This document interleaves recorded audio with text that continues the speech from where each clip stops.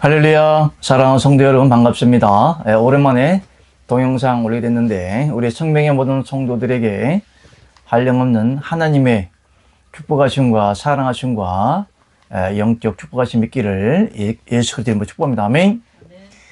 새 생명 고백하시겠습니다. 예수님은 누구십니까? 하나님은 한 분이시며 사람의 모양을 하고 계시고 전능하셔서 천지 만물을 창조하신 분입니다. 그러므로 예수님은 여호와 하나님 아버지 전체가 다 하늘에서 이 땅에 내려오시어 마리아의 뱃속에서 사람이 되신 분이기 때문에 곧 아들이요 영존한 아버지요 성령이십니다. 예수님이 하나님이시면서 사람이신 이유는 여호와 하나님이 직접 오셔서 사람이 되셨기 때문에 예수님과 아버지는 하나이시고 하나이신 예수 안에서 아버지는 하나님이시고 예수님은 하나님의 아들이십니다. 하나님이 사람이 되셔서 전 인류의 죄를 담당하셨기 때문에 믿는 자들의 죄가 깨끗게 되는 것이요, 그 깨끗게 된 자들에게 십자가에 못 박혀 죽으셨다가 3일 만에 부활하신 예수 그리스도께서 그리스도의 영으로 믿는 자 속에 들어오시어 믿는 자를 대신하여 사심으로 믿는 자들로 믿는 자 속에 계시는 그리스도의 영 때문에 하나님의 아들들이 되게 하시는 분이 예수 그리스도입니다. 아멘. 하나님의 아들이 되던 믿음의 5대 원칙 하나, 하나님은 사람의 형체 형상을 하고 계신다. 둘, 하나님은 전상전하의 한 분 하나님이시다. 셋, 일일체에 계신 하나님께서 한 분 하나님의 생명을 분배하시려고 하늘로 일하신다. 예수님은 여호와 하나님 전체가 다 하늘에서 땅에 내려오시어 마리아의 뱃속에서 사람이 되어 태어나신 분이시다. 넷, 사람의 육체를 입고 세상에 오신 예수님이 십자가에 달리실 때 나도 같이 죽었다고 믿어야 한다. 다섯, 예수께서 그리스도의 영이 되시어 믿는 자 안에 두 번째 오시어 믿는 자 안에 사심으로 믿는 자 안에 계신 그리스도의 영을 인하여 나는 하나님의 아들이 되었다. 아멘. 할렐루야. 우리 사랑하는 성민교회 성도 여러분, 이렇게 또 방송을 통해서 하나님의 영을 전하게 되었음을 하나님께 감사와 찬양과 영광을 올려드립니다. 아멘. 이 예배에 주관자는 전능하신 여호와 하나님 아버지이시기 때문에 이 동영상을 보시고 예배를 드린다 할지라도 하나님의 영이 전해지기 때문에 이 동영상을 보시는 모든 분들에게 하나님의 놀라운 성령의 역사하심과 하나님의 축복하심이 함께 하시기를 예수 그리스도의 이름으로 축복합니다. 아멘.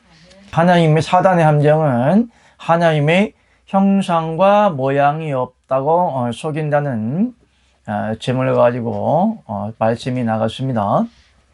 이번에는 새로운 주제 2-8인가요? 2-전번에 7였던 것 같은데 이번에는 하나님 우편을 몰라서 종이 되는 신앙. 뭐라고요?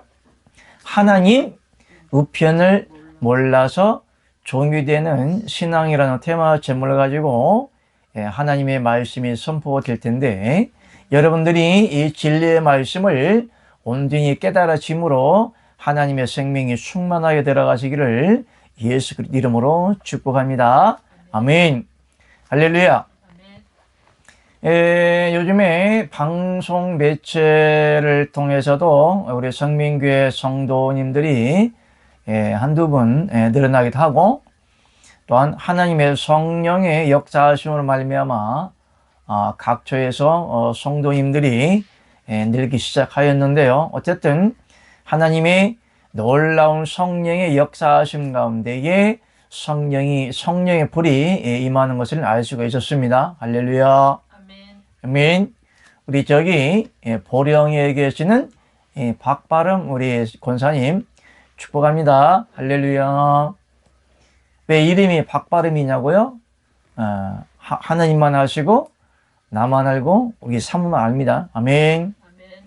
원래는 박지연 권장님이신데 그냥 내가 익명으로 박바름이라고 그냥 우스갯소리에 이름을 지어드렸는데, 놀랍게도 하나님의 섭리와 축복 가운데에 하나님이 간섭을 하시고 하나님이 인도를 하시고 하나님이 한량없는 성령의 불을 지금 쏟아부어 계시면서 하나님이 원하시는 뜻대로 인도에 가심을 정말 하나님께 감사를 드립니다. 아멘.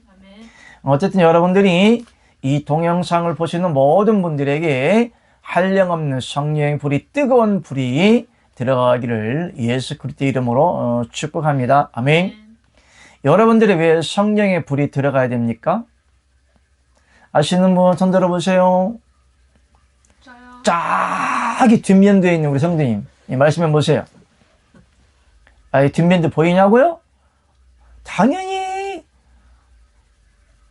보일까 말까 하죠.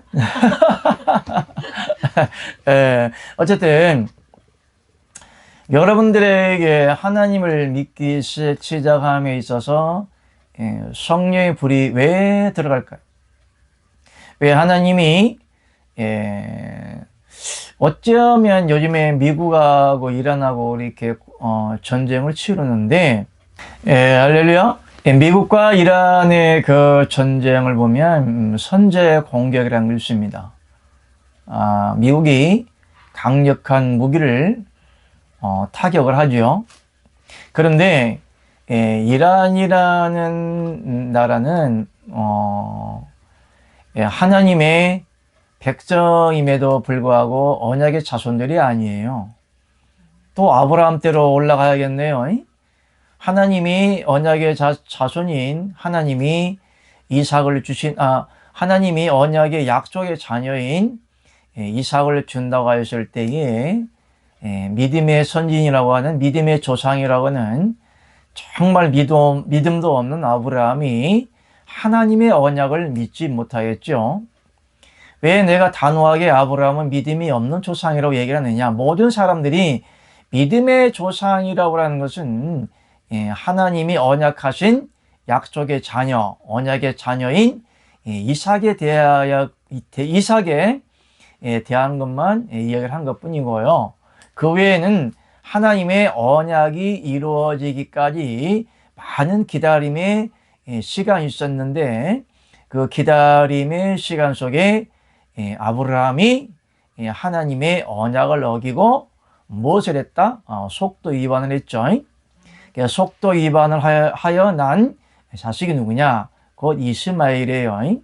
곧 이스마엘이 후손들이 지금 중동 지역에 지금 자리 잡고 살아가고 있는데, 그들은 오히려 하나님의 영광을 돌리는 것보다는 테러 집단이 되어서 엄밀히 따지자 보면은 하나님을 믿는 사람들에 대한 반대 저항 세력이에요.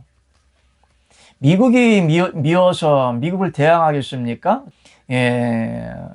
미국과 이란 관계는 영적인 생명 측면으로 판단해 볼 때에 하나님을 믿는 백성들과 거짓 진리와 사단의 속성을 가진 언약의 자손들이 아닌 이스마엘 자손들과의 영적인 투쟁인 거예요. 그들이 탈레반이라든가 무슬림이라든가 IS들이 타켓이 누구냐? 기독교인들이에요. 기독교인들을 잡아서 살상을 시킨다든가 그 나라의 기독인들을 잡아서 목을 자른다든지 불로 화형을 시킨다든지 어마어마한 저항 세력인데, 엄밀히 따지다 보면은 이삭의 후손과 이스마엘의 후손의 영적 다툼인데, 하나님의 언약의 자손이라는 이삭의 후손은 하나님이 보호를 하지만 하나님이 하나님께 언약이 되지 않은 이스마엘 족속들은 하나님의 영도 없고 생명도 없고 자연인과 같은 세상 사람으로 살아가기 때문에 그 안에는 이스마엘 족속을 통하여 사단이 배후를 조종하기 때문에 이것은 하나님을 암암리에 대적하는 테러 집단들이다. 그래서 지금 미국 대통령이 트럼프가 테러 집단에게 핵무기를 가지면 안 된다라는 취지하에 지금 이란을 때려 부수고 있는 겁니다. 어찌 생각하면은 인륜적으로 생각할 때는 살생을 하면 안 되지요. 그러나 성경에서는 하나님을 대적하는 무리들을 엄청나게 보응을 하십니다. 할렐루야.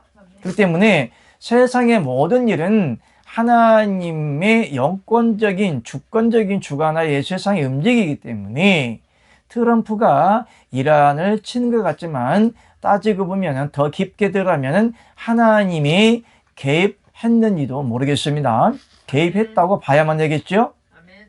그렇기 때문에 하나님은 사단의 세력과 하나님의 영적 세력이 서로 대립을 하는데 하나님 것은 공평의 하나님, 공의의 하나님, 정의의 하나님이시기 때문에 세상의 힘을 하나님이 골고루 분포하시고 균형을 맞추시는 것 같아요. 할렐루야죠. 그렇기 때문에 트럼프가 이란을 폭격을 하여 전쟁을 일으켰지만은 단면적인 측면을 보지 마시고 영적인 측면을 생각을 하고 깊은 영적을 생각과 기도를 해가면서 왜 트럼프가 이란을 치고 있는지 테러 집단이라고 하여서 이란이라는 나라를 망하게 하려고 하는지를 정확하게 짚어서 판단을 해야 되는 겁니다. 미국이라는 나라는 영국에서 청교도 신앙인들이 미국에 건너가게 되는데 미국인들의 가장 기본적인 것은 그 나라의 기본적인 본질은 뭐냐면 신앙이거든요. 기독교의 하나님 믿는 신앙하에 청교도 신앙이라는 것은 진리를 지키겠다고 영국에서 진리를 탄압당하자 일부가 영국을 떠나 미국으로 가서 미국이라는 나라를 개척을 했던 것이거든요. 그렇기 때문에 미국이라는 나라는 본질은 하나님 믿는 기독교인이에요. 크리스찬들이고 그 본질은 십자가 군병들입니다. 그래서 이란이라든가 무슬림이라든가 그 다음에 IS들이 항상 미국을 대적하는 이유는 미국이라는 그 막강한 힘을 가진 미국이 싫어서 대적하는 것이 아니라 영적으로 십자가 군병과 적개심을 가지고 대적을 하여 영적 전쟁을 하는 의미를 가지고 있는 것이기 때문에 지금도 이스라엘 나라가 이란을 공격하고 있죠. 계속 그도 중동적 전쟁을 하고 있는데 원칙적으로 따져보면은 미국의 조상은 어딜까요? 영적인 조상은 이스라엘 나라가 아닙니까? 육적으로는 각 나라마다의 하나의 개인 국적을 가지고 전쟁을 치르고 있지만은 영적인 측면에서 거슬러 올라가면은 미국이라는 기독교인의 조상이 누구냐? 곧 이스라엘 나라인 거예요. 그런 거죠? 그러니까 이스라엘 나라와 미국은 동맹국이 돼서 이란이라는 나라를 대적으로 지금 전쟁을 치르고 있는데 엄밀히 아브라함 때로 거슬러 올라가면 이삭과 이스마엘의 영적 다툼 전쟁이다. 그러니까 이스라엘 나라나 무슬림인들은 왜 영적 전쟁을 치르냐?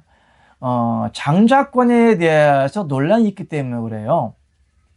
왜 그러냐면 하나님이 언약의 자녀라야만이 하나님이 이스라엘 백성들의 장자로 치는데 지금 무슬림이라든가 이스마엘의 자손들은 아니다. 아브라함의 장자가 이스마엘이다. 아니다. 이스라엘 나라는 하나님이 언약하신 것은 약속하신 것은 이스마엘이 아니고 이삭이다. 그렇기 때문에 이스라엘 나라는 영적인 자녀는 이삭이다. 그 다음에 이란이라든가 다른 무슬림이라든가 무슬림이 있는 이스마엘 후손들은 아니다.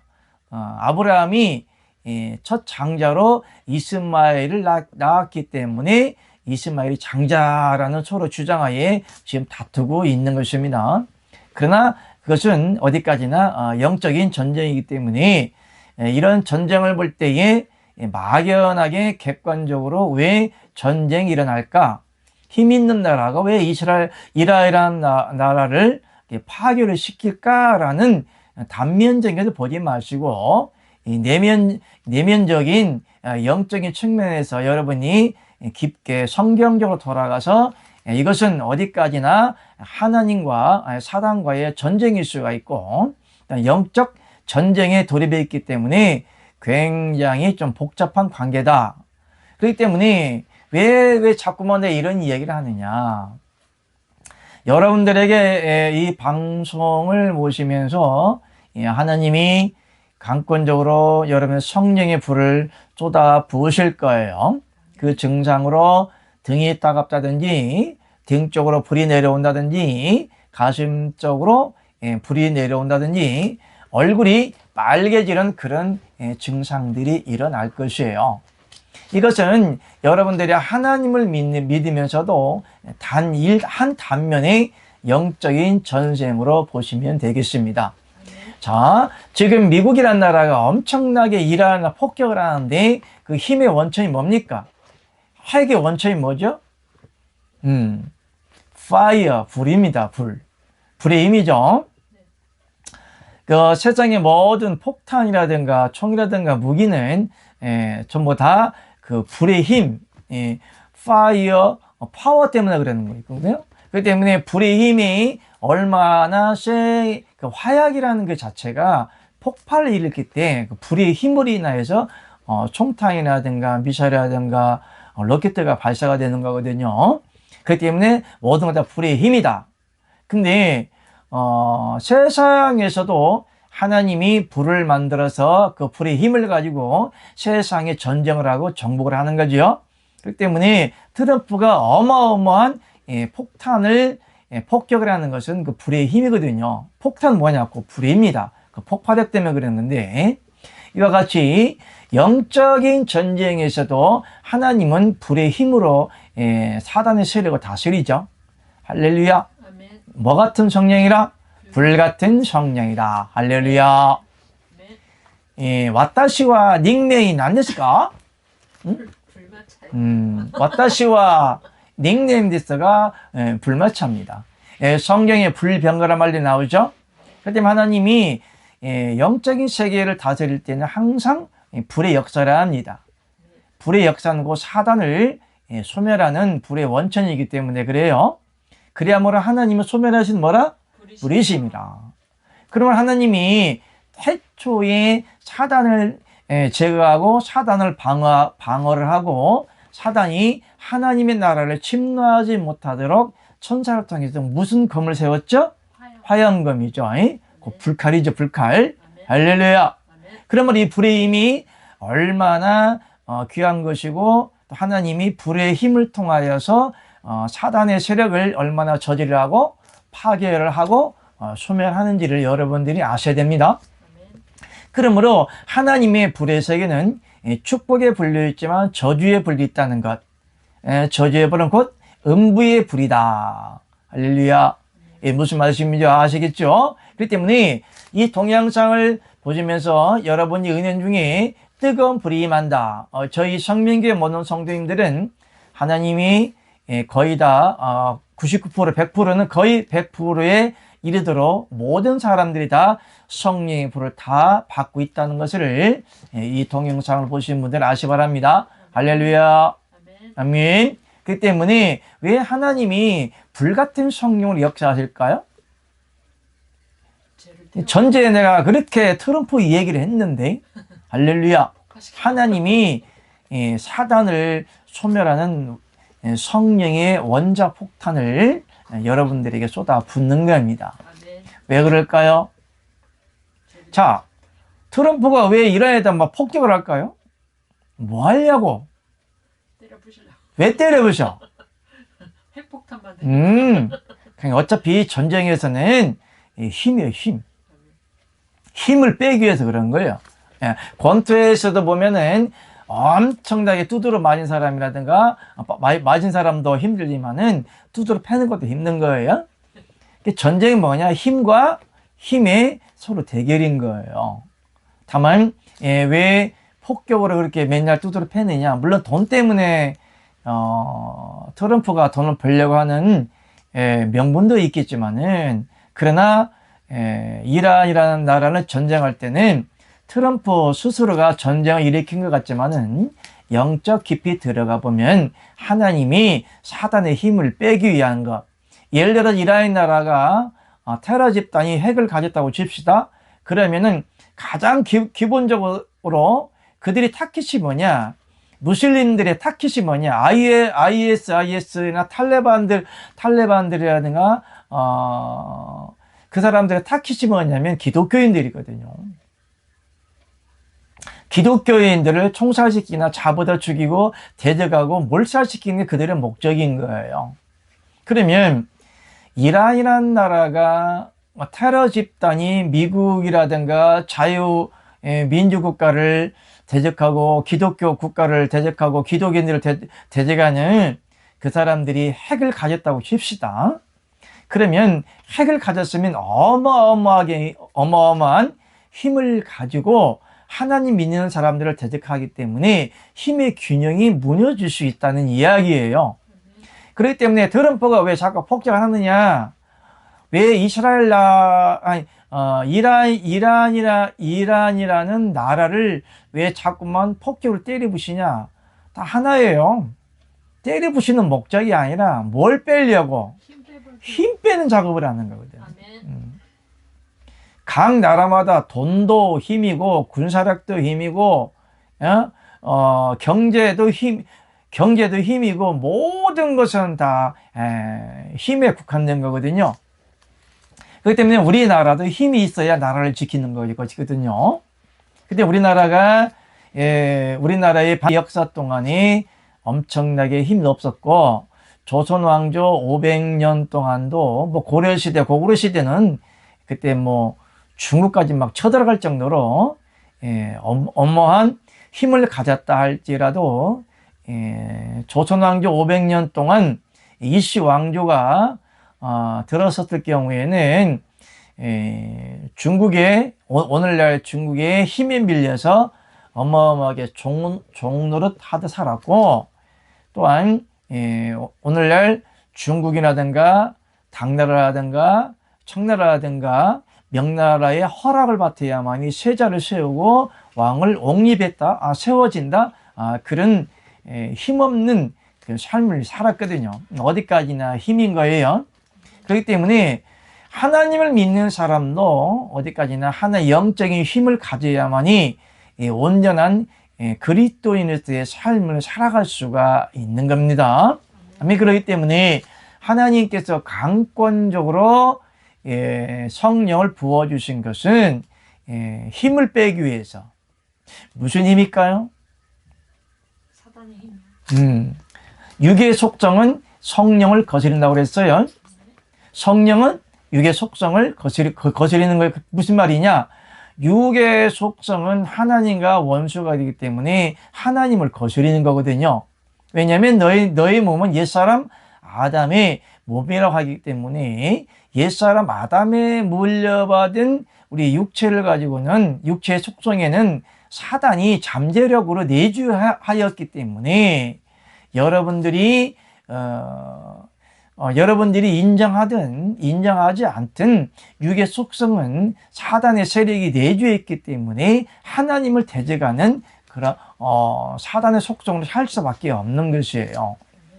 그리하므로 예수님도 세상에 오셨을 때에 사단을 대적하고 사단의 힘을 빼야만이 복음이 전파된다고 하신 말씀도 있어요. 우리 사랑하는 사모님 어디 있습니까? 내가 늘상 얘기하죠. 그 집에 강한 자를 결박하지 않고서야 어찌 그 집의 세간을 늑달하겠냐, 이렇게 하시죠. 자, 그러면 하나님이 적당한 표현인지 모르겠지만은 왜 이란이라는 나라를 갖다가 폭격의 힘을 뺄까요? 그러니까 이란이라는 나라는 그 나라뿐만 아니라 전 세계적으로 테러 집단이죠. 폭탄을 허리에 차고 폭파시킨다든지, 버스가 폭파가 된다든지, 자동차가 폭파가 된다든지, 어마어마하게 테러 집단으로 시끄럽죠. 그렇기 때문에 전 세계적으로는 이 두 양상의 힘이 서로 대결하는데, 하나님의 성령을 힘입은 천사들과 그 다음에 타락한 천사들 간의 서로 양립 간의 힘 대결인 거예요. 따지고 보면 천사와 천사들 간의 싸움이다. 그러므로 타락하지 않는 천사는 하나님이 영적인 군병으로서 하얀 세마포를 입은 십자가 군병, 그렇지 뭐 십자가 군병이라고 하는 좀 군병 천사를 갖다가 십자가 군병이라고 표현하기 좀 그렇죠. 왜냐하면 예수님이 십자가에 달렸기 때문에 십자가 군병이다. 그럼 예수님이 작두에 죽었으면 작두의 군병입니까? 아니죠. 예수님을 목매달아서 처형당했으면 밧줄 군단이라고 뭐 말할 겁니까? 아니죠. 십자가 군병은 어때 처형 형태이기 때문에 합당치 않고, 정확한 표현은 하나님이 쓰시는 천사들이다, 사자들이다, 일꾼이다, 이렇게 여러 가지 비유적으로 이야기를 합니다. 다른 표현에는 그룹이다, 천사 그룹이다, 이렇게 얘기를 하는데, 엄밀히 따져보면 천군 군병이다, 천군 천사다, 이렇게 이야기하면 됩니다. 그러면 하나님은 무슨 하나님? 전쟁하는 하나님을 표현할 때 무슨 하나님? 하나님은 만군의 하나님이다. 모든 군인의 하나님이다. 근데 하나님의 군대가 뭐냐 이거예요. 천국에서는 천사겠죠? 그러나 세상에서는 하나님을 믿는 모든 사람들이 다 하나님의 군사인 거예요. 무슨 말 알겠죠? 하나님의 군병들이거든요. 예수 그리스도의 군병들이에요. 뭐 하는 존재들입니까? 전쟁을 하는 거거든요. 그런데 이 세상에 수없이 전쟁에 대해서 예수님도 말씀을 하고 계셔요. 힘과의 힘 대결. 예수님이 하나님의 12사도를 보낼 때 너희를 보내며 양을 이리 가운데 보낸 것 같다. 그런데 예수님이 12사도를 내보낼 때는 그냥 내보냈을까요? 하나님이 전쟁한 무기를 다 주었죠. 모든 사단과 마귀와 사탄을 제거할 수 있는 모든 능력을 주서 내보냈죠. 뭐라고요? 능력 왜 주는 거예요? 싸우라고, 전쟁하러 준 거지. 알량하게 은사 하나 받아가지고 그거 은사를 통한 하나님의 이름을 팔아서 돈 받아 처먹으라고 준 게 아니거든요. 이 싹군들아, 잘 들어요. 하나님의 이름을 내걸고 은사로 돈 벌이하는 이 싹군들은 잘 들으세요. 하나님이 우리 믿는 자의 그리스도인들에게, 또 은사자들에게, 또 하나님의 사명자로 세운 사도, 선지자, 때로는 은사와 능력자들을 왜 세웠느냐? 사단을 제거함으로 하나님의 영혼을 빼앗긴 사단에게서 뺏어오라고 준 거거든요. 근데 오늘날 우리 기독교인들 하는 뭐 행태라고 해야 되나, 목사들이나 은사자들 하는 행태를 보십시오. 자기가 무슨 큰 은사와 능력을 가진 무슨 뭐라고 해야, 무엇을 비유를 해야 되나? 어쨌든 간에 그런 인간들이 자기가 무슨 하나님의 사람이다, 선지자다, 뭐 능력자다, 하나님의 사람이라는 이름을 빗대서 하는 짓거리가 뭐 돈이나 뜯어내는 거예요. 완전 싹군 중에 싹군입니다. 그런 거렁뱅이도 없는 거예요. 그러나 하나님께서는 돈을 취하라겠다, 취하지 말라고 그랬다.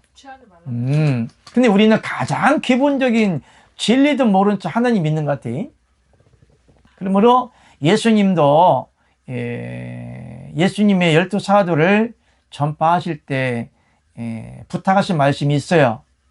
무엇을 가지지 마라? 전대주머니를 가지지 마라. 돈이나 전대주머니나 두벌옷이나 두벌 신발을 가지지 말라고 당부하지 아니했습니까? 그러므로 구약 시대에는 하나님의 선지자다 레위 지파의 제사장들은 자기 재산이 없어요. 그렇기 때문에 자기 집, 재산, 돈, 재물은 없는 거예요. 그러므로 하나님이 하나님의 선지자를 파송할 때는 먹을 것, 입을 것을 그때그때 하나님께 대체해 주시고, 하나님이 보급해 주시기 때문에 가지지 말라고 하신 거거든요. 근데 오늘날은 하나님의 은사를 밑에서 은사자라고 하면서 다 하는 짓거리가 다 뭐냐? 헌금강요거든. 그렇기 때문에 절대 하나님과는 거리가 먼 삶을 많이 살고 있다는 것을 여러분이 깨달으시고, 하나님을 믿는 가장 기본적인 영적인 로드, 헤븐 로드, 천국 길의 기본 프레임이 뭐냐? 가난하게 사는 거거든요. 할렐루야. 아멘. 가난하게 사는 것이고, 낮아지는 것이고, 사랑을 베풀어 주는 것이고, 하나님의 사랑을 전파하는 거거든요. 근데 오늘날은 잘못된 사단이 루머적인 잘못된 진리를, 거짓된 진리를 질문하기 때문에 하나님을 믿는 사람들은 만사 형통한다.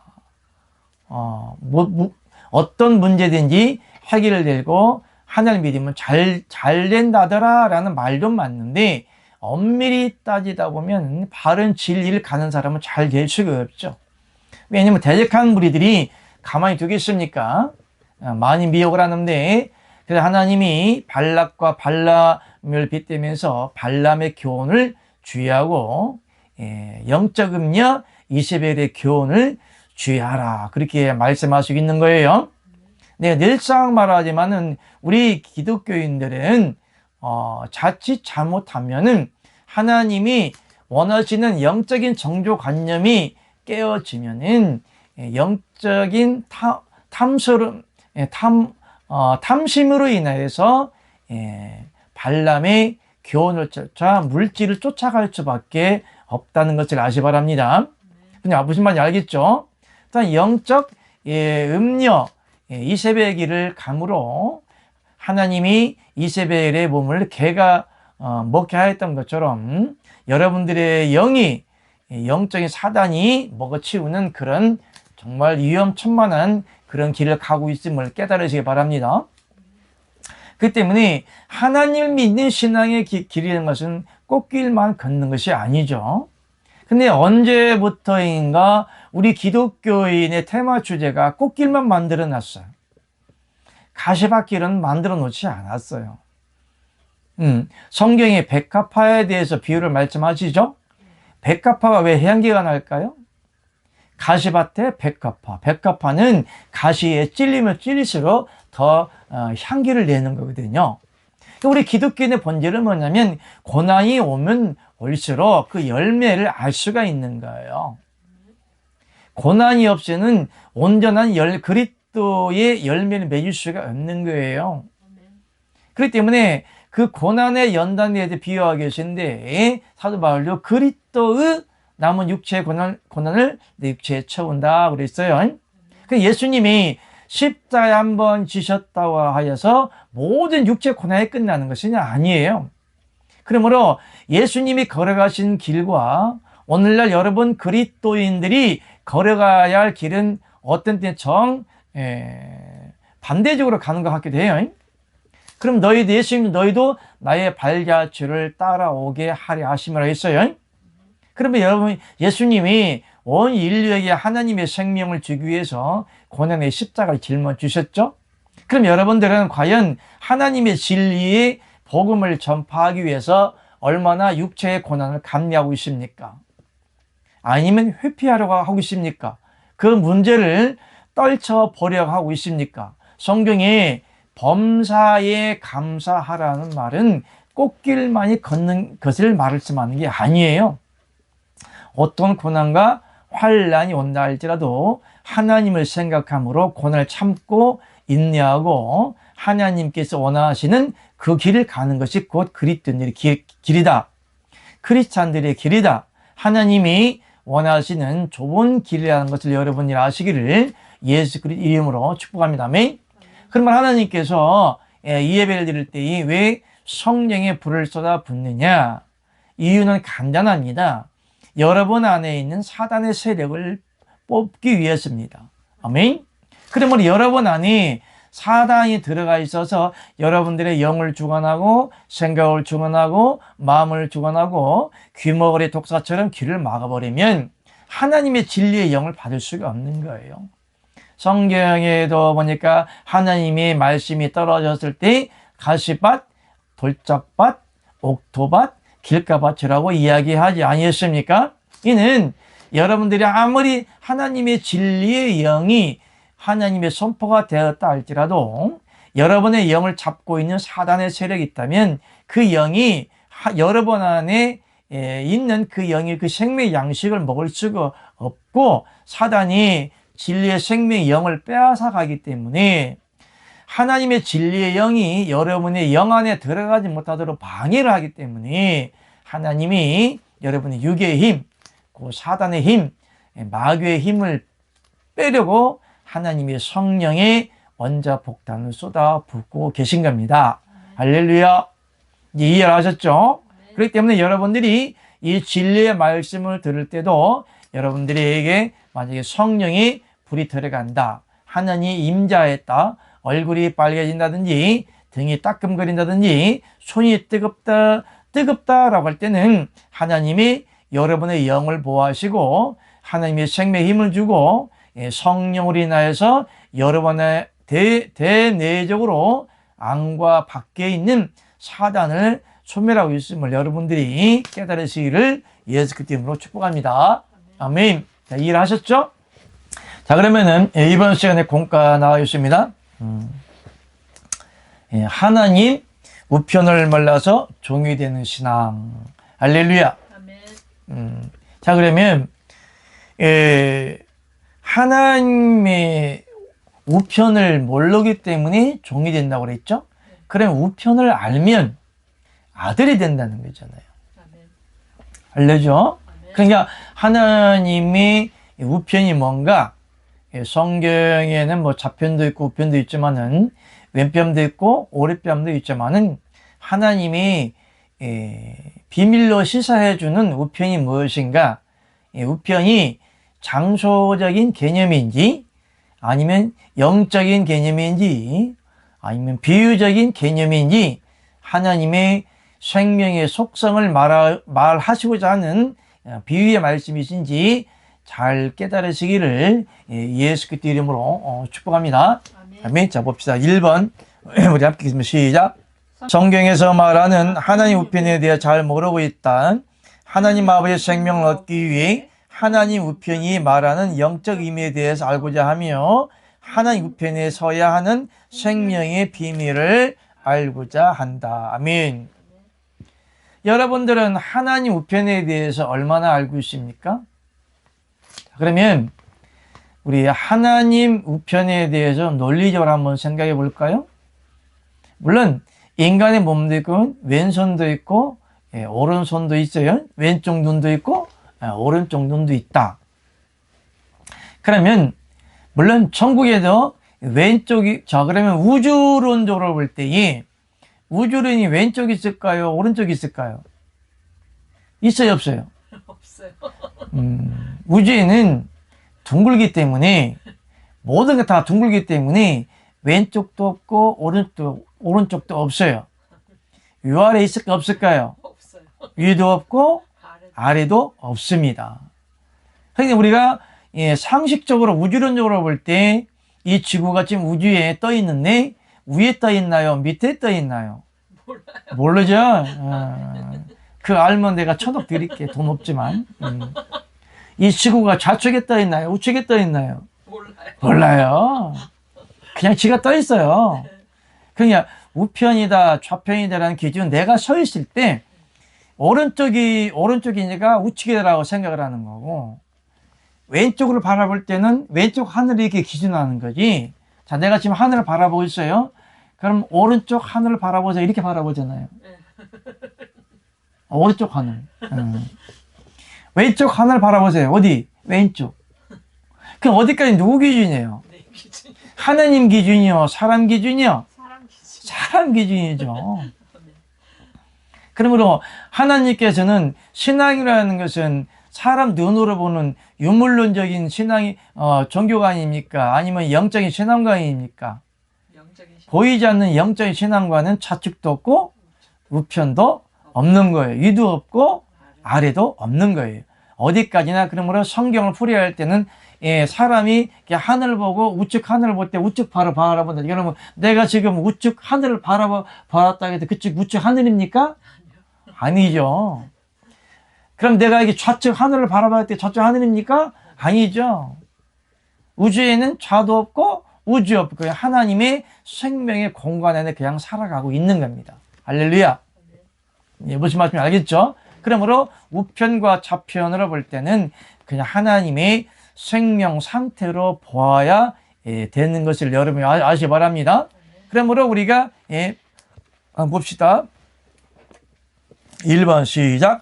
성경에서 말하는 우편을 장소적인 개념으로 보면 안 된다. 우편은 하나님 안에서 얻어지는 영적 생명 상태로 보아야 하며 하나님의 생명을 받은 사람들로 보아야 한다. 우편을 장소적 개념으로 본다면 천국에서 좌편에 있는 사람들은 모두 지옥에 가야 한다는 이론이 된다. 할렐루야. 그러면은 우편에 있는 사람만 천국에 가면은 갔잖아요. 그러면 천국에도 좌편도 있고 우편도 있어요. 그렇죠? 그러면 좌편을 아예 없애버려야 되는 거잖아요. 그죠? 네. 예. 내 기준에서는 내가 이게 중앙이에요. 이쪽은 오른쪽이고 왼쪽은 좌편이요. 좌편이 마귀편이라면 좌편 다 없애버려야 되는 거 아니에요? 맞아요. 손도 오른손잡이가 있고 왼손잡이가 있어. 맞아요. 그럼 왼손잡이 다 잘라버려야 되는 거예요? 아니요. 왼손잡이를 볼 때는 자기 기준이 왼손이 오른손과 마찬가지인 거예요. 그게 사람은 앞면 있고 뒷면 있고 모형적인 입체적인 형체를 하고 있기 때문에 오른쪽이다 왼쪽이다 이렇게 구분해 주는 거지. 어디까지나 하나님의 입장에서는 오른쪽 왼쪽을 말함이 아니다. 오른편은 하나님 편, 왼쪽은 마귀 편. 생명 상태로 보는 거지 장소적 개념으로 보면 안 된다. 아멘. 자, 히브리서 7장 3절 봅시다. 아비도 없고 어미도 없고 족보도 없고 시작한 날도 없고 생명의 끝도 없어 하나님 아들과 방불하여 항상 제사장으로 있는다. 예수님에 대한 속성을 이야기하는 거예요. 그러니까 유물론적 관점으로 볼 때는 예수님이 아버지도 있었죠. 누구예요? 요셉이. 어머니는 마리아잖아요. 근데 예수님은 유물론적 관점은 부모님이 있지만은 영적으로 관점을 볼 때 또 있어. 하나님 아버지도 있어. 할렐루야죠? 예수님이 육으로 계실 때는 하나님 아버지지만은 원칙적으로는 예수님 몸이 누구요? 전능하신 여호와 하나님 아버지예요. 그럼 예수님의 속성인 이야기를 하는 건데 아비도 없고 어미도 없고 족보도 없다고 그랬어요. 이게 누구요? 예수님을 말하는데 예수님이 아비 없어요? 있잖아요. 네. 누가 있어? 전능하신 여호와 하나님. 아니 요셉이잖아요. 네. 여기 보면은 예수님이 아버지 요셉도 있고 엄마 마리아도 있고 족보 형제도 있고 조상은 아브라함이다. 이스라엘 족속이다. 이렇게 이야기를 해야 되는 거 아니에요? 또 이상한 말을 하고 있잖아요. 예수님 보고. 예수님은 아비도 없대. 왜 예수님이 아비가 없다냐? 예수님 아비 있는데? 누군데? 요셉인데? 그러면 예수님이 세상에 계실 때는 육으로는 아들이지만은 영으로는 전능하신 여호와 하나님 아버지시다. 할렐루야. 그러니까 여기에서 아비도 없고 어미도 없고 어미란 말은 여자란 얘기잖아요. 족보도 없고 시작한 날도 없대. 웃기잖아. 예수님이 맨날 태어났다고 성탄절 지키지 않아요? 맞아요. 기쁘다 구주 오셨네. 예수님이 시작한 날도 없고 생명도 없고 아들과 방모를 항상 저에게 시작한 날도 없고 생명의 끝도 없다고 그랬어요. 누가? 예수님이. 이것은 무슨 얘기를 하는 거예요? 예수님이 전능하신 한 분 하나님, 여호와 하나님 아버지라는 걸 시사해 주는 거예요. 알겠죠? 여기서 왜 아비도 없을까? 예수님이 전능하신 여 하나님 아버지요. 아멘. 어미도 없을까? 당연히 없지. 스스로 있는 자다. 독생자다. 혼자 있다 그랬잖아요? 엄마도 없어요. 당연히 없지. 족보도 없다. 당연히 왜 족보가 없냐? 가족이 없으니까. 그냥 혈을 단신 여호와 하나님 아버지니까. 맨날 나는 우리 아버지 하나님 아버지를 만날 때마다 내가 궁금해 물어봐요. 아버지 누가 만들었어요? 참 도마처럼 궁금증이 참 많아. 아버지는 누가 만드셨어요? 가끔 물어봐요. 그게 시작한 날도 없고. 왜냐하면 우주가 어떻게 생겼는지 모르는데. 그죠? 전능하신 요 하나님 아버지도 어떻게 시작한 날도 모를 텐데. 자, 그러면은 누군가는 하나님 아버지도 만들었을 거 아닙니까? 내가 가끔 우스갯소리 하는데, 하나님이 아버지면 하나님을 만든 사람은 하나님 할아버지 아닐까? 그죠? 그러면 하나님도 누군가는 만들었을 거 아닙니까? 그 만든 사람은, 만든 전능하신 하나님은 누굴까? 누구야? 우리 하나님 할아버지지. 근데 그 하나님 할아버지 있다 없다? 없어요. 없고 그냥 스스로 있다. 그러니까 하나님도 어떻게 언제 어떻게 시작했는지는 모르실 거예요. 하나님도 어떻게 생겼는지 모르니까 그냥 스스로 있대. 야, 나 진짜 나 궁금해 잠 못 자. 왜 이런 거 생각 안 해볼까 여러분들이? 하기야 뭐 하나님도 모르는데 이런 건 뭐 생각할 겨를이 어디 있어요? 여러분들이 살아가느라고 똥줄 차는데 언제 뭐 그런 생각할 시간 어디 있겠어? 그렇기 때문에 생명도 끝 없어 하나님 아들과 방불하여 항상 제사장으로 있다 그렇게 했어요. 제사장이라는 그런 하나의 명분이라든가 제사장이라는 명제를 줄 때는 하나님의 말씀 가운데 운행함 주신다 그런 뜻이에요. 자, 그럼 계시록 22장 13절 시작. 나는 알파와 오메가여 초중과 나중이여 시작과 끝이라. 이게 뭔 뜻이요? 처음과 나중에 시작과 끝이요. 좌가 있어 우가 있어? 없어요. 없죠. 시작한 날도 없고 끝도 없다. 그냥 하나님이 영원한 세계다. 영적인 세계다. 그렇게 얘기하는 거예요. 그 영생이다. 천국은 영원한 세계다. 영적인 세계다. 그렇게 비유를 하는 거예요. 그렇기 때문에 하나님의 나라는 시작한 날도 없고 끝도 없다. 처음이요. 나중이다. 이 무슨 얘기냐면 이 모든 영적인 세계와 우주의 세계는 하나님의 생명 안에서 다 이루어지고 그냥 사라지는 것들이다. 아멘. 그렇게 생각하는 겁니다. 그러면 여러분의 생명도 인생은 70이요 강건함은 80이다라는 그런 생명을 살아가고 있지만은 그것도 하나님의 시간 속에 하나님의 영상 속에 하나님의 영원 속에 잠시 꽃처럼 피었다가 지는 꽃과 같은 우리 인생이다. 그렇게 비유적으로 얘기하는 겁니다. 그럼 여러분들이 지금 몇 년 살았습니까? 50년 살았습니까? 70년 살았습니까? 80년 살았습니까? 여러분들의 시작한 날이 있죠? 응애하고 태어났는데 그건 엄밀히 따지다 보면은 여러분의 육의 시작점이지 영의 시작점은 아니다. 우리가 어디에 있었다고 말씀했습니까? 하나님께 있었다고 했어요. 하나님 안에 있었다고 그랬어요. 그렇기 때문에 여러분들이 지금 이 세상에 태어난 지 지금 60년이 됐다. 60년 전에 태어났잖아요. 그건 왜 여러분들이 60년 전에 태어났을까? 그건 어디까지나 하나님의 계획이에요. 하나님의 시나리오적인 계획 가운데 60년 전에 딱 태어났는데 육적인 생명이 시작돼서 60년 살다가 몇 년 더 살지 모르겠지만 꽃이 지는 것처럼 꽃이 떨어져 죽는 것처럼 여러분의 인생이 끝나면 그냥 사라지는데 그 시간도 하나님의 영원성의 한 단면이다. 할렐루야. 그러나 그 단면 쪽에 주어지는 하나님의 영생과 여러분의 영이 연합되어졌을 때에 여러분의 생명도 영원까지 이어진다는 그런 취지하에 하나님을 믿는 겁니다. 할렐루야. 그것을 부활이다, 구원이다, 영생이다 이렇게 이야기를 하는 겁니다. 영원한 천국 삶이다 이렇게 이야기를 하는 거예요. 무슨 말인지 알겠죠? 자, 2번 봅시다. 시작.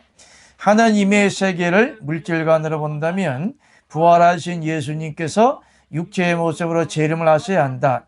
세대주의, 종말론, 이단 학설이 분분하나 하나님의 영적 우편이 정립되면 하나님의 생명을 얻게 하기 위하여 우편을 정의해 놓은 의미를 알 수가 있다. 아멘.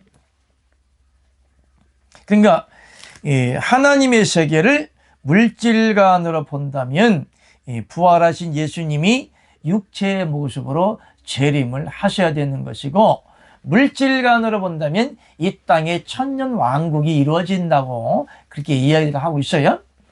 하나님이 우주보다 열 배라고 했어요? 우주보다 10배나 더 크다고 하나님이 말씀하셨는데, 우주보다 10배나 더 큰 천국이 뭐가 아쉬워서 먼지를 1000억만 배 쪼개도 작을 이 지구 땅에 하나님의 나라가 이루어지겠습니까?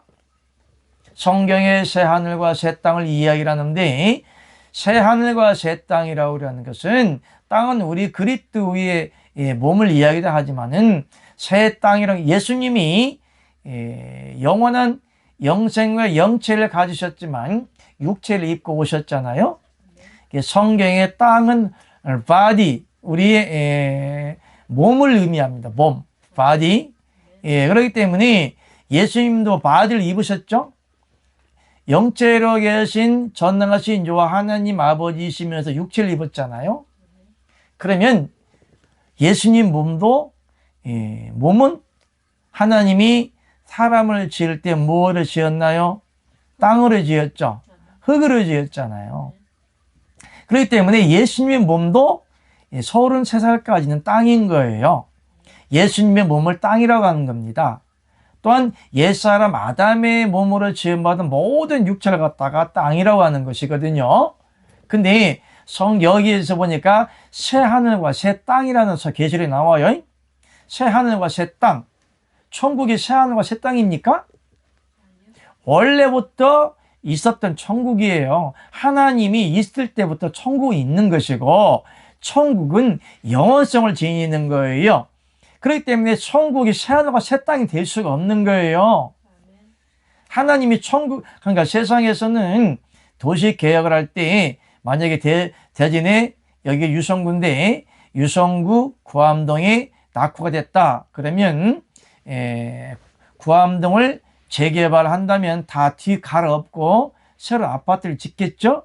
얼마든지 세상에는 그럴 수가 있어요. 근데 천국은 낡았으니까 갈아엎고 새 하늘과 새 땅을 만든다? 이게 막걸리요, 빼가리요? 빼가리죠. 센 거짓말이죠. 그 때문에 천국을 새롭게 갈아엎어서 새 하늘과 새 땅으로 만든다는 것은 얼토당토 않는 거죠. 왜? 천국은 죽어지거나 없어지거나 낡아지지가 않기 때문에 그렇습니다. 있는 생명도 죽지 않기 때문에 그렇습니다. 그러므로 천국의 삶은 따라서 날로 새롭도다. 할렐루야.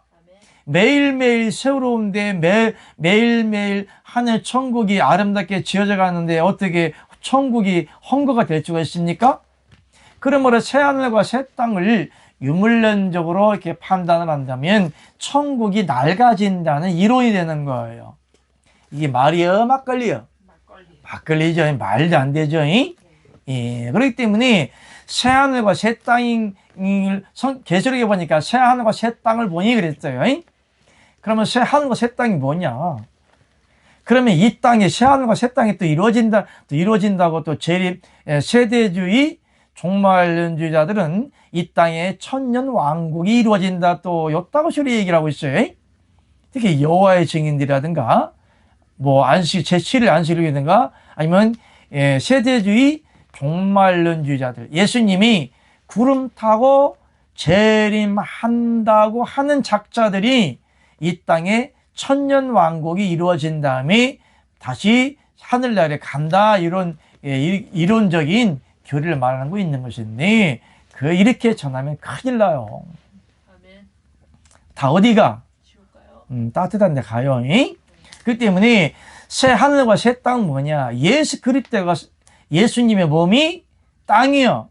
새 하늘과 새 땅이요.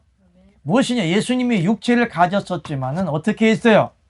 십자가에 죽으심으로 3일 만에 뭐 하셨어? 부활하셨잖아요. 부활하시고 거룩한 몸으로 하늘나라에 가셨잖아요. 근데 그 땅은 예수님이 땅이라는 육체를 가지고 십자가에 달리셨기 때문에 십자가를 지신 효력을 가지신 거예요. 이것이 새 땅이에요.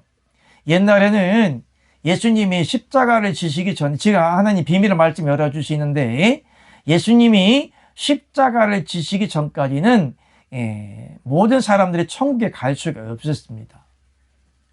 물론 구약에도 예수님에 대한 언약, 예수님에 대한 십자가 사건이 믿고 믿어질 때에 천국에 간 것이거든요.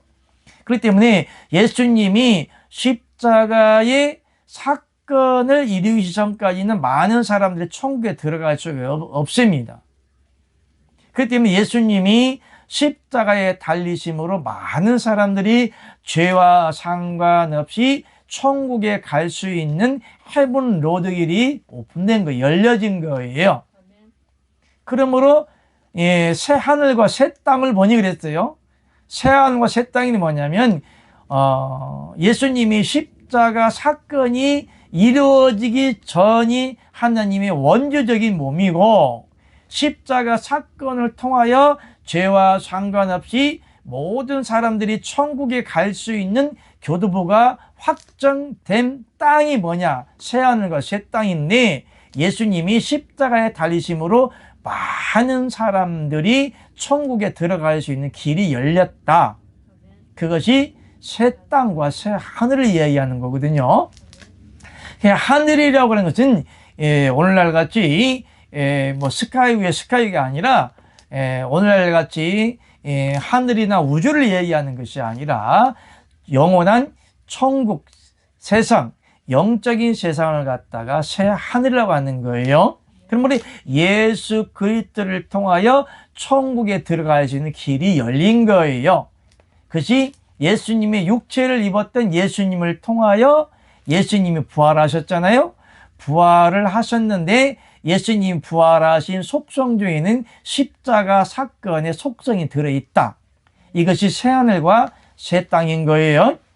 예수님이 이 세상에 오셨으나 십자가를 지지 아니하셨다면은 천국에 들어갈 수 있는 길이 열린다, 안 열린다? 못 들어가죠. 여러분들이 천국에 들어갈 수가 없죠. 그럼 예수님이 세상에 오신 목적은 십자가에 달리심으로 말미암아 천국에 들어갈 수 있는 죄와 상관없이 여러분들이 천국에 들어갈 수 있는 새하늘과 새 땅이 만들어지는 거예요.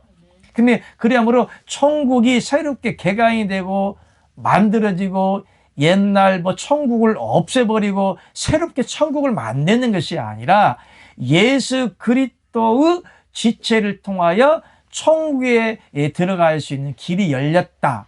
예수님의 육체로 있었던 예수님의 몸이 예수님의 몸을 통하여 천국에 들어갈 수 있다는 것은 무슨 얘기냐? 그 예수님을 통하여 천국이 만들어졌다, 이런 의미도 되는 거예요. 무슨 말인지 알겠죠? 그 천국이라는 것은 원래 천국이 다시 만들어지는 것이 아니라 예수님의 몸을 통하여 여러분들이 들어갈 수 있는 천국이 만들어졌다. 이것이 새하늘과 새 땅의 비밀이다. 할렐루야. 그러면 여러분들 이 땅에 천년 왕국이 이루어진 후에 전천년, 후천년, 무천년 여러 가지 교리적으로 주장하지만 이건 어디까지나 육적인 교리적인 논리인 것이고, 새하늘과 새 땅이라는 것은 사람이 갈 수 없는 천국인데 예수 그리스도의 몸을 통하여 새 하늘과 새 땅이 만들어졌는데 여러분들이 들어갈 수 있는 천국이 만들어졌다. 이것이 새 하늘과 새 땅이다. 할렐루야. 그러면 여러분들이 천국에 갈 때는 어디에 산다? 새 하늘과 새 땅에 산다. 근데 새 땅과 새 하늘의 본질이 뭐냐? 곧 그리스도의 지체다. 할렐루야. 아멘. 너희가 그리스도의 지체인 줄 알지 못하느냐? 너희가 그리스도의 지체를 가지고 죄를 지으리요 결단코 그럴 수 없느니라. 아멘. 그리스도는 머리요 우리는 지체의 각 부분이라고 말씀하지 아니했습니까? 무슨 말이냐면은 예수님 자체는 원래 천국이요. 왜냐하면 예수님 자체가 전능하신 여호와 하느님 아버지이기 때문에 원래 천국 땅이 있었어요. 그러나 예수님이 이 세상에 오심으로 죄와 상관없이 모든 사람들이 새로 죄와 상관없이 살 수 있는 새 하늘과 새 땅이라는 것은 따로 이렇게 만들어지는 것이 아니라 우리 기독교인들이 예수 그리스도를 믿음으로 죄와 상관없이 천국에 들어가서 살 수 있는 땅을 갖다가 새 하늘이다, 새 땅이다, 새 천국이다 그렇게 비유를 얘기하는 거예요. 그러므로 예수님이 새 하늘과 새 땅이라는 비유 말씀이 있어요. 하늘나라에서 새 예루살렘 성이 내려오는데 뭐가 신부가 신랑을 위하여 단장한 것 같더라. 그런데 하늘나라에서 새 예루살렘 성이 내려오는데 그 안에는 성이 없고 어린 양이 하나님의 성전이라 이렇게 했어요. 어린 양이 하나님의 성전이다. 어린 양이 성전이란 어린 양이 천국 땅이라는 얘기예요. 땅이라고 하는 것은 오늘날처럼 우리가 밟고 다니는 그런 땅을 말하는 것이 아니라 천국을 갖다가 땅으로 비유하는 거고 예수 그리스도의 몸을 갖다가 땅으로 비유를 하는 거예요. 그러므로 예수 그리스도를 통하여 예수 그리스도와 한 지체가 되어서 천국에 가서 살아가는 그런 삶을 갖다가 새 하늘이다, 새 땅이다, 새 천국이다 이렇게 비유하는 거예요. 답시다. 보라. 이전 것은 지나갔으니 새 것이 되었도다. 할렐루야. 그럼 우리가 새 것이 되었다는 거잖아요. 그 새 것이 뭐냐? 그럼 옛 것은 뭐냐 이거야.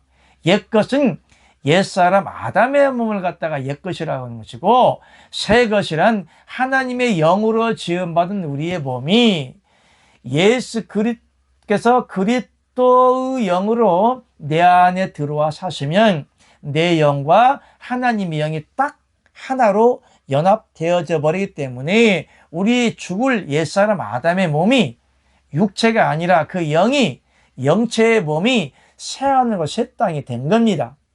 곧 천국이 되었다는 거거든요.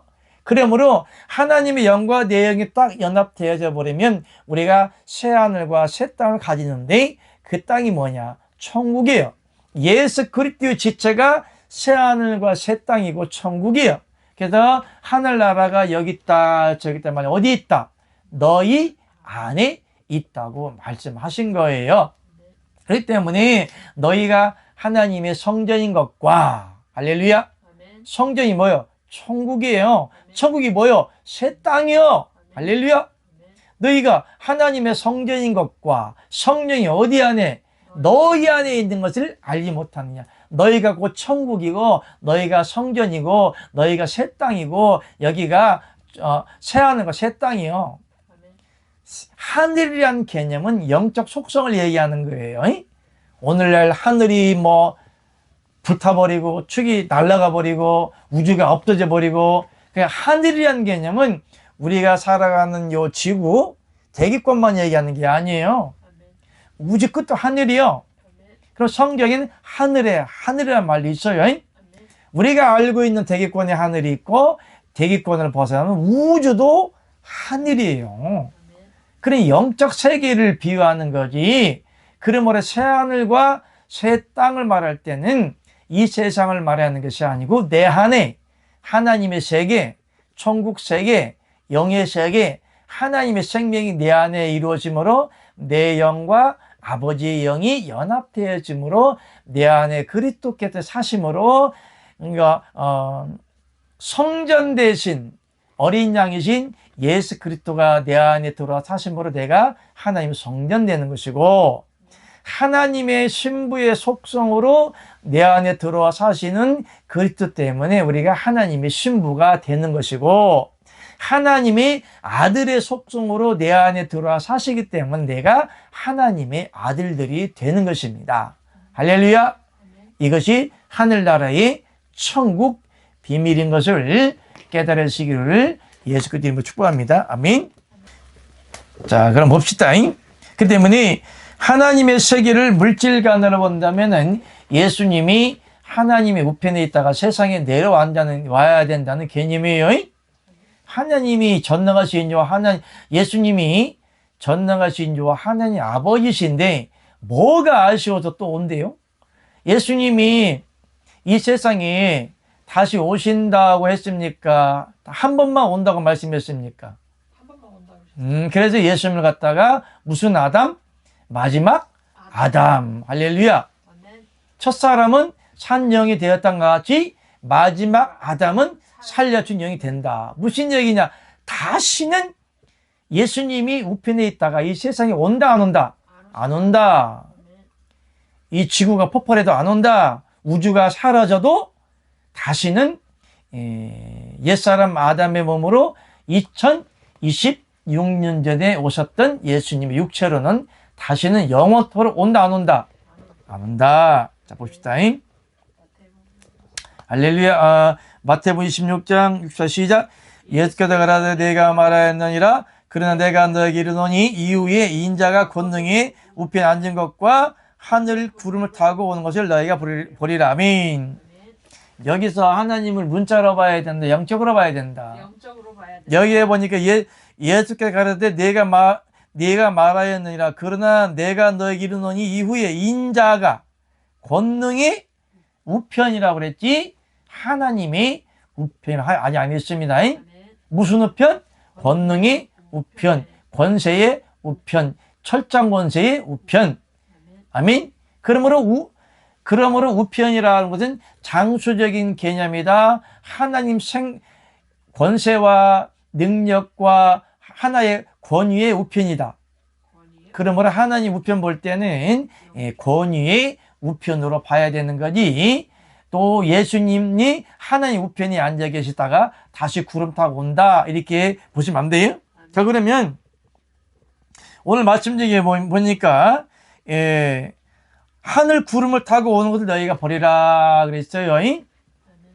자, 그러면 천국에는 하늘 구름이 있을까요? 없을까요? 없어요. 없죠. 네. 그럼 어떻게 구름 타고 온니? 하나님이 지구에 구름을 빌려가야 되는 건가? 좀 사가야 되는 거야? 빌려가야 돼. 예, 빌려가야 돼. 예수님이 이 지구에 있는 맑은 날은, 구름이 없어. 못 빌려가. 아주 흐린 날, 비 오는 날 구름을 빌려가서 타고 오셔야 돼. 렌터카 해야 되나? 그러니까 이 지구에서 예수님이 구름을 렌트해가서 빌려가지고 와야 돼. 이게 말이야, 막걸리요. 해가리요. 자, 그러면은 예수님이 천국에서는 구름이 있다, 없다? 없어요. 없잖아. 그러니까 세상에서 빌려가야 돼요. 구름은 지구에 있든 우주에 있든 어디인가 있다고 칩시다. 그럼 세상이요, 천국이요. 세상이잖아. 네. 그러면 하나님이 영적인 세계에, 그러면 예수님이 문자로 하나님 우편에 앉아있다가 구름 타고 온다라는 이런 논리적으로 볼 때는 천국이 유물론적인 세상이 있다는 거예요. 천국이 있다는 거예요. 천국에 있다. 요 말을 그대로 이해를 하려면은 예수님 우주 어디 천국 한 군데 처박혀 있다가 구름 빌려 타고 와야 돼. 이렇게 이해를 해야 되는 거예요. 그러나 하나님의 나라는 이 세상에 속했다, 안 속했다? 속하지 않아요. 하나님의 나라는 이 세상에 속하지 않은 거기 때문에 이 세상에 있는 구름도 없는 거예요. 어떻게 구름 타고 온대? 야, 구름 뭐 생겨라 그러면 만들어가지고 소노봉처럼 막 열번 흔들고 막 와야 되는 거야? 야, 이게 말이야, 막걸리야? 말이 앞뒤가 안 맞죠? 네.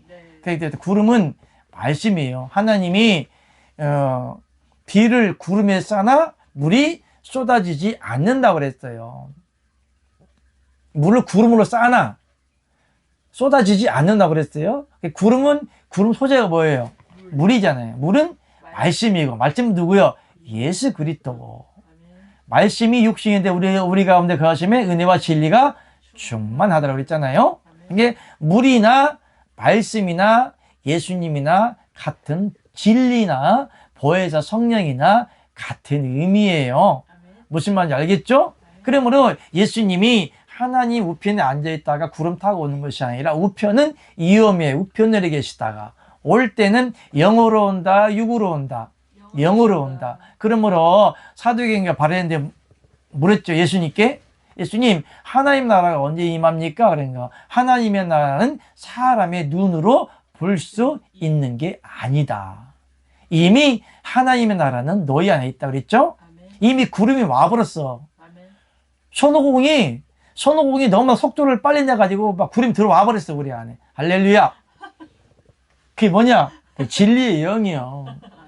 손오공이 막 개의병 막 흔들면서 마귀들 다 쳐부시고 우리가 딱 들어와 버렸네. 걔가 실수해버렸어. 그러니까 구름은 뭐냐면 구름은 말씀이고 말씀은 진리고 진리는 보혜사 성령이에요. 무슨 말씀인지 알겠죠? 이 동영상을 보시는 분 절대적으로 예수님이 구름 타고 온다 안 온다? 안 온다. 보자. 히브리서 1장 3절 말겠습니다. 이는 하나님의 영광의 왕제수여 그 본체 영상이라 그의 능력의 말씀으로 만물을 붙드시며 죄를 정결하니라 하시고 높은 그 계신 위엄의 우편에 앉으셨느니라. 아멘. 그러므로 오늘 히브리서 마태복음 26장 64절에 여기에도 무슨 우편? 권능의 우편. 근데 히브리 1장 3절에는 위엄의 우편이다. 분명히 아시겠죠? 하나님 천국에 올라가면 하나님 우편도 없고 차편도 없어요. 그냥 성경에 백보자가 나오는데 그냥 보좌에 혼자 앉아 계신 거예요. 어떤 정신 나간 사람이 하나님은 보좌에 앉아 있고 예수님은 우편에 앉아 있고 또 성령님을 만들어가지고 외편에 앉았다 이렇게 얘기를 해요. 이 환상들은 누가 보여준 거다? 마귀가 가짜 환상을 보여주고 있기 때문에 절대로 속지 마십시오. 할렐루야. 그러므로 우편을 이해할 때는 권능과 위엄의 생명 상태로 이해하는 것이 옳다. 그러나 오늘날 거짓 선지자들이 예수님이 하나님의 우편에 앉아 있다가 세상에 구름 타고 온다 이렇게 전해버리면 큰일 납니다. 완전 말이 되고 막걸리가 되고 빼가리 돼버려요. 큰일 납니다. 우리 여러분이 잘 이해하시기를 축복하면서 이번 시간에는 여기까지 마치겠습니다. 아멘. 할렐루야. 감사합니다.